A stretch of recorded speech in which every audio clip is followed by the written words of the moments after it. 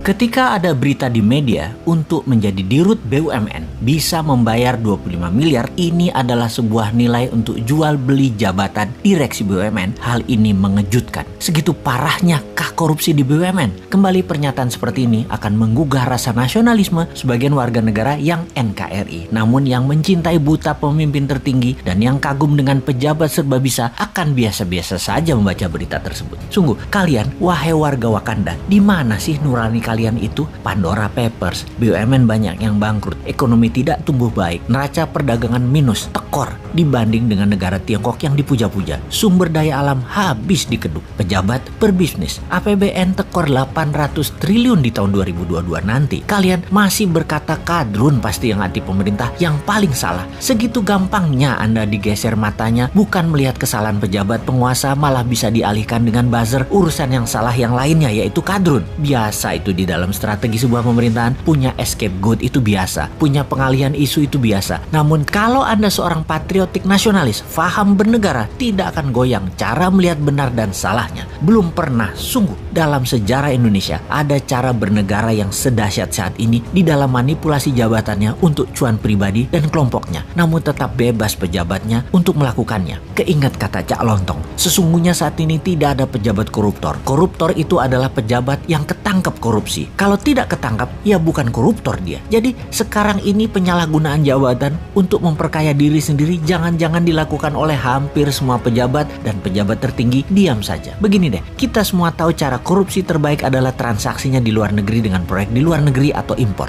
Izin impor dan apapun yang negara impor 100% pasti ada komisi di negeri lainnya. Oleh karena itu, kita pertanyakan kalau ada yang tahu dan peduli tentang proyek IBC, Indonesia Battery Company, yang akan membeli perusahaan mobil listrik yang tak jelas juntrungannya. Secara pribadi, si Sontoloyo ini menilai akuisisi perusahaan listrik asal Jerman yang akan dilakukan oleh IBC, Indonesia Battery Corporation, tidak layak dan tegas harus ditolak rencana akuisisi ini.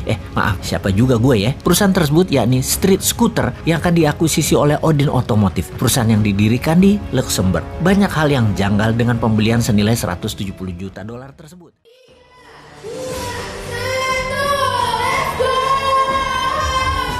Teman-teman semuanya yang di luar sana nggak akan rugi ikut acara ini.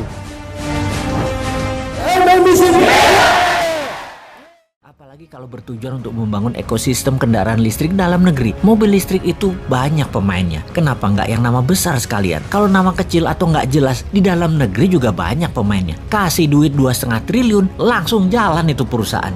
Lupa, nggak bisa dimainin harga dan komisinya ya kalau lokal. Oh iya, maaf, lanjut ke luar negeri. Sekali lagi kita bertanya, kenapa mesti beli mobil listrik di Jerman? Apa karena bisa digoreng sahamnya di masa depan? Buat cuan dari papers trading gitu ya rencananya? Sungguh, di dalam pengambilan keputusan, pejabat tidak boleh mengambil keputusan berdasarkan future valuasi. Ini negara, bukan bisnis. Negara jangan berbisnis. Yang untung bukan rakyat, tapi pejabatnya. Kalau pemerintah berbisnis, memang pebisnis berbasis bursa saham yang sering mainan valuasi perusahaan memang sering melakukan bisnis berdasarkan valuasi masa depan atau future valuation. Tetapi mudah-mudahan Pak Menteri yang tindakannya katanya sudah disetujui pejabat tertinggi tersebut, mudah-mudahan pejabat tertingginya paham cara mereka main yang terlihat menguntungkan sesungguhnya hanya di kertas dan jualan kertasnya yang untung. Di dunia nyata atau sektor realnya mah nggak bakal ada apa-apa, apalagi kemanfaatannya buat menyerap tenaga kerja. Jauh panggang dari api. Tapi saya yakinlah semua buat NKRI kok. Bener kan? Kalian kan mau jabat lagi di 2024, harus cantik di etalase medianya walau terlihat wagu videonya di pompa bensin kemarin.